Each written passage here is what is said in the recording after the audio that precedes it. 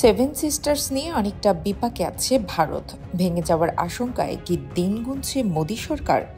জাতিগত সংঘাতে উত্তাল হয়েছে মণিপুর রাজ্য, ড্রোন হামলাও করেছে বিদ্রোহীরা। এরই মাঝে বাংলাদেশের প্রতিও নজর রাখতে সেনাবাহিনীকে নির্দেশ দিয়েছেন প্রতিরক্ষা মন্ত্রী রাজনাথ সিং। এমন পরিস্থিতিতে চীনের সেনাবাহিনীর কাছে কি পরাজিত হলো মোদী সরকারের নজরদারিতা?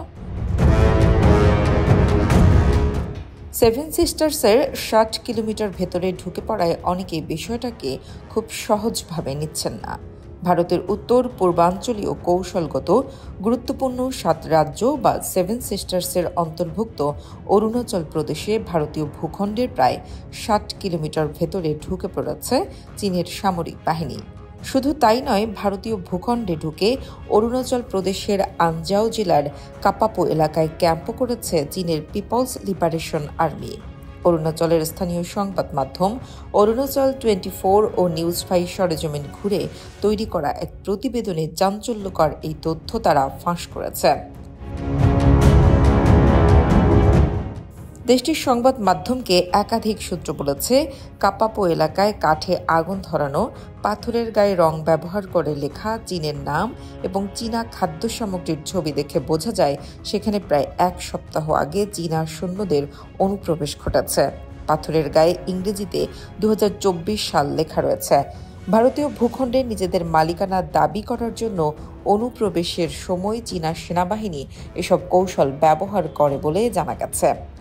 সংবাদ মাধ্যম নিউজ 5 বলেছে, দুই দেশকে বিভক্তকারী ম্যাকমোহন লাইনের হাদিগ্রা পাসের কাছে কাপাপুতে ইন্দো তিব্বত বর্ডার পুলিশের একটি ক্যাম্পের অবস্থান রয়েছে। আর আনজাও জেলার নিকটতম প্রশাসনিক এলাকা চাগলাগাম ম্যাকমোহন লাইন থেকে প্রায় ৯০ কিলোমিটার দূরে অবস্থিত।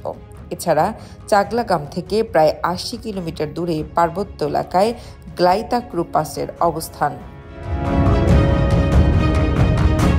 এর আগে ২০২২ সালের আগস্টে সামাজিক যোগাযোগ মাধ্যমে ব্যাপকভাবে ছড়িয়ে পড়া একটি ছবিতে দেখা যায় পিএলও সৈন্যরা হাদিগ্রা হ্রদের কাছে নিজেদের অবকাঠামো নির্মাণ কার্যক্রম তদারকি করছে। সেখানে ৩টি খননকারী মেশিন দিয়ে খনন কাজ পরিচালনা করতে দেখা যায় চীনের সামরিক বাহিনীকে। ভারতের বহুল আলোচিত অরুণাচল প্রদেশের সীমান্ত লাগোয়া বিশাল অংশের মালিকানা দাবি করে প্রতিবেশী চীন। চীনের সাথে ভারতের মোট ৩,৪৮৮ কিলোমিটার সীমান্ত রয়েছে। এরই মধ্যে কেবল বিরোধপূর্ণ অরুণাচলের সাথে চীনের সীমান্ত রয়েছে ১,১২৬ কিলোমিটার। এদিকে ভারত আজকাল বেশ চিন্তায় রয়েছে মেঘালয়, মিজোরাম আর অরুণাচল অঙ্গরাজ্য নিয়ে। দেশটির এই রাজ্যের মানচিত্র যে কোনো সময় বিলীন হবার ঝুঁকিতে রয়েছে বলে বিভিন্ন সূত্র নিশ্চিত করেছে। প্রাকৃতিক সৌন্দর্যে ভরা এই রাজ্যগুলোর দিকেও নজর পড়েছে চীনের। তারা চাচ্ছে যে কোনো সময় সুযোগ পেলেও হানা দেবে এই রাজ্যগুলোয়। আতঙ্কিত এসব রাজ্যের বাসিন্দাদের বলতে শোনা যাচ্ছে, বাংলাদেশের সাথে খারাপ আচরণ করার মাসুল হয়তো ভারতকে খুব খারাপভাবেই দিতে হবে, সেটা দেশের মানচিত্রের ভাগ দিয়ে হলেও।